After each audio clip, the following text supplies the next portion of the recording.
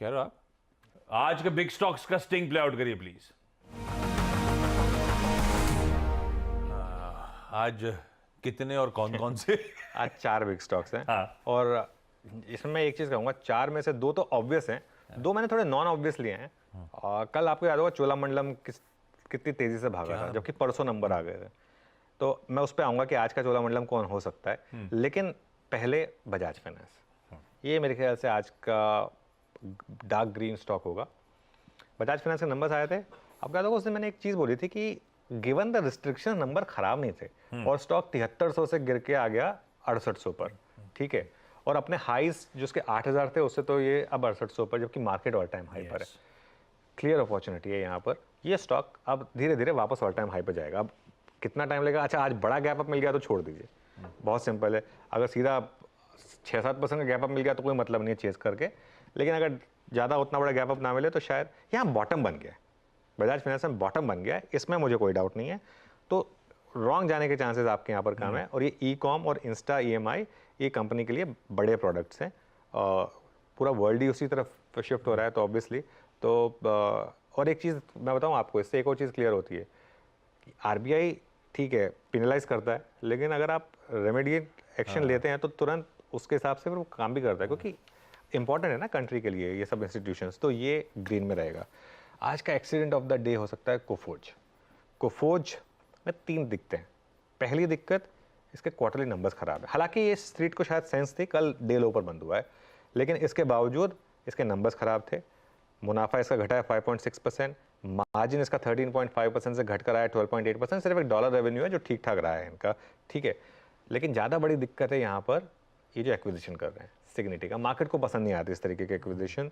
और तीसरी दिक्कत और चौथी दिक्कत इसमें यह है कि इसके वैल्यूएशन महंगे और कोई प्रमोटर नहीं है इसमें। तो अब आप ये थोड़ा सा एक इशू हो जाता है कि आज हम मैनेजमेंट से बात करेंगे तो पूछेंगे कि भाई इन्होंने जो ये इतना बड़ा एक्विजिशन किया है क्यों करे, क्योंकि किसी ब्रोकरेज को पसंद नहीं आया। वैसे एक चीज़ है, नॉर्मली ब्रोकरेजेस को कोई एक्विजिशन पसंद नहीं आता है, एनालिस्ट को। जहाँ भी पैसा जा रहा होता है वहाँ पे उनको लगता है कि नहीं खराब है एक्विजिशन। मैनेजमेंट का कॉन्फिडेंस होता है, हो सकता है कि एक्विजिशन इनके लिए बढ़िया निकले, और हो सकता है 2 साल बाद हम इस फेज को देखें और कहेंगे कि क्या अच्छा एक्विजिशन था, लेकिन आज तो स्टॉक गिरेगा। ठीक है, तो ये एक दिक्कत है। 6% EPS कैगर की कट की एक्सपेक्टेशन इनक्रेड लेकर चल रहा है, इसके लिए कोफोर्ज को हम रेड पे लेकर चल रहे हैं। हाँ, बस एक चीज़ है कि आज थोड़ा सा हो सकता है कि IT स्टॉक्स बेटर करें तो उसमें थोड़ा सा क्वेश्चन मिल जाए इसको, लेकिन फिर भी न्यूज़ तो खराब है। अब मैं आता हूँ तीसरे और चौथे बिग स्टॉक पर, जो थोड़ा सा मुझे लग रहा है कि एक ऑब्वियस स्टॉक्स नहीं है, बॉम्बे स्टॉक एक्सचेंज। अब मैं बताता हूँ क्यों मैं बॉम्बे स्टॉक एक्सचेंज की बात कर रहा हूँ। वो स्टॉक में वो करेक्शन आया था, वो जब सेबी का वो डिक्टेट आया था, उसके बाद उन्होंने ट्रांजैक्शन चार्जेस बढ़ा दिए थे। उसके बाद स्टॉक ने थोड़ी सी रिकवरी की थी, बाकी की रिकवरी अब हो जाएगी। और इनकी एक सब्सिडरी है ICCL, Indian clearing corporation limited. उसका प्रॉफिट 10 करोड़ से बढ़कर 50 करोड़ हो गया, और रेवेन्यू भी डबल हुआ है। तो मुझे लग रहा है कि ये स्टॉक अब वापस, इसका पैटर्न रहा है, ये करेक्ट होता है फिर वापस अपना प्रीवियस ऑल टाइम हाई लगाता है। और ये जो स्टोरी है ना BSE की, ये 1 या 2 क्वार्टर की स्टोरी नहीं है, ये 5 या 6 साल की स्टोरी है। ठीक है, क्योंकि एक्सचेंजेस से सिर्फ बिजनेस नहीं है, बुल मार्केट हो बेयर मार्केट हो कुछ फर्क नहीं पड़ता इनका। तो सुबह पैसा, शाम को पैसा घर पे आ गया बेसिकली। तो ये एक स्टॉक है जो मुझे लग रहा है कि वापस अपने हाइस पे आएगा। बहुत चल चुका है ये स्टॉक ऑब्वियसली, लेकिन सारी चलें, इनके एक्सचेंजेस हो, मार्केट पार्टिसिपेंट्स हो, AMCs हो, सभी चलें। तो ये स्टॉक का मैं इसको ग्रीन में लेकर चल रहा हूँ। और फाइनली एक चौथा बिग स्टॉक में जो लेकर चल रहा हूँ वो है डाबर। कल हमने डाबर की मैनेजमेंट से बात की थी। डाबर हमने 1 साल से डिस्कस ही नहीं किया है, क्योंकि ये स्टॉक ने कुछ नहीं किया 1 साल से।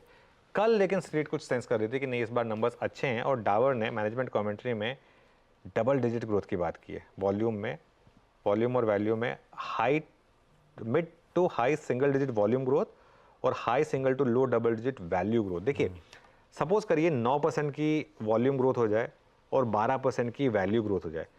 हमेशा वॉल्यूम ग्रोथ, अगर वैल्यू ग्रोथ वॉल्यूम ग्रोथ से बेटर है, इसका मतलब क्या है?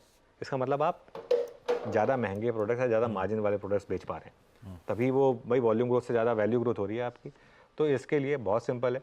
तो इसके लिए मैं स्टॉक, क्योंकि ये स्टॉक रिलेटिवली सस्ता है, चला नहीं है काफ़ी टाइम से, यहाँ पर मैं आज डार्क ग्रीन लेकर चल रहा हूँ। तो 4 बिग स्टॉक्स हो गए, 3 ग्रीन और 1 रेड।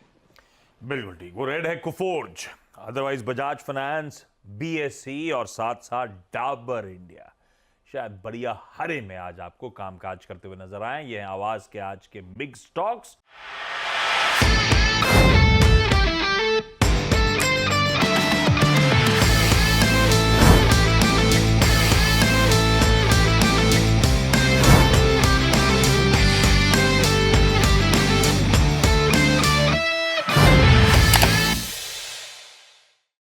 बता दें कि मनी कंट्रोल पर दिए गए विचार एक्सपर्ट्स के अपने निजी विचार होते हैं।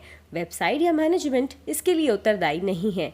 यूजर्स को मनी कंट्रोल की सलाह है कि कोई भी निवेश निर्णय लेने से पहले सर्टिफाइड एक्सपर्ट की सलाह लें।